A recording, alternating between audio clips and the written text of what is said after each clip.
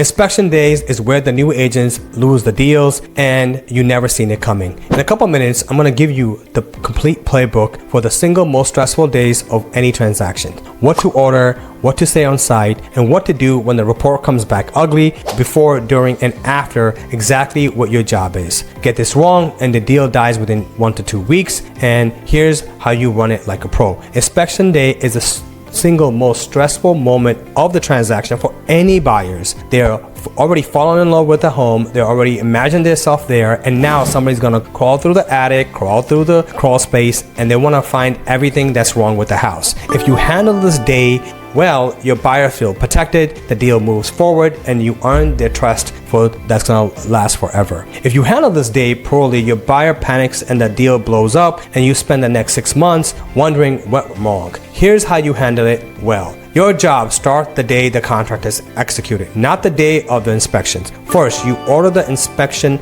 within 72 hours of the contract executing. Good inspectors are booked weeks ahead. As a new agent, don't wait, get this done, get an inspector. Second, you book the right inspectors, not the cheap one, not the one that your broker usually uses by default, the one who is thorough, communicative, and will sit down with your buyer to walk him through the finding. If you don't have the inspector yet, find one for yourself. Third, you order the right inspector for the property. General home inspector always, like termite inspectors, septic tanks inspectors in the rural area, radon inspector to give the peace of mind to the buyers, or even sewer scope inspectors when you have a lot of trees around the house, and mold if there's any visible water damage. HVAC inspectors are great, especially for homes that have older systems.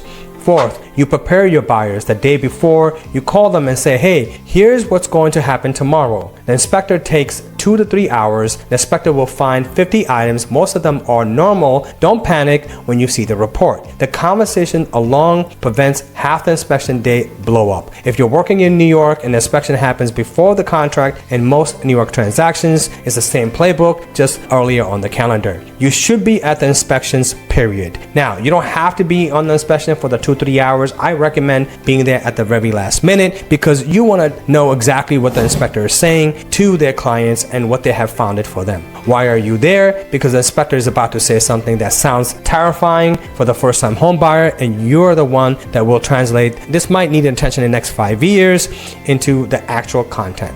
While you're there, 3 jobs that needs to happen. Job number 1, you listen. Don't interrupt the inspector. Don't argue. Do not defend the home. Just take notes. 2, manage your buyer's emotions. If they start to panic, hands on the shoulder, calm voice, we'll go through this and everything together once the report is in. Right now, we're just listening. Job 3, ask the right questions of the inspector. Of everything that you find, what are the top 3 concerns? Is there anything that affects safety or insurability? Is there anything beyond normal wear and tear for the house that is aging? The 3 questions get you the actionable summary in 2 minutes. Equally important, what you do not do during an inspection, you do not promise repairs to the buyer. The seller hasn't even agreed to anything yet. You do not badmouth the seller agent or the seller. You do not badmouth the seller's agents or the sellers, because inspectors talk. Listing agent talks. Don't be the buyer agent who throws the sellers under the bus on inspection day.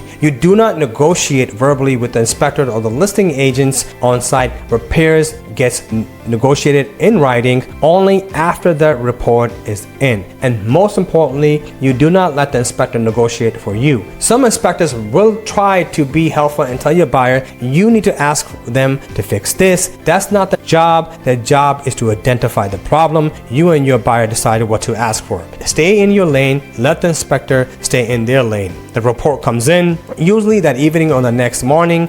50 items, sometimes even more. You sit down with your buyer in person, video call, and you break everything down into 3 buckets. And here the buckets is where it's really important. Bucket number 1 is cosmetic, scratchable items, worn carpet, a loose cabinet doors. You don't ask for these, trust me. Bucket 3, maintenance, dirty filters, caulking around the tub, a loose toilet. You don't ask for these either. They are normal homeowners upkeep. Bucket 3, the real concern, the roof, the HVAC, the electric, the plumbing, the structure, anything that's safety and assurance related. This is what we negotiate from. You also flag everything that inspector recommended further inspections on. Hidden water damage, suspicious foundation cracks, aluminum wiring. There may need a specialist before you decide what to do. Then, together with your buyer, you draft the repair request. Particular items, remedy items, cash credit or repairs or replacements, dollar amount where it makes sense. You do not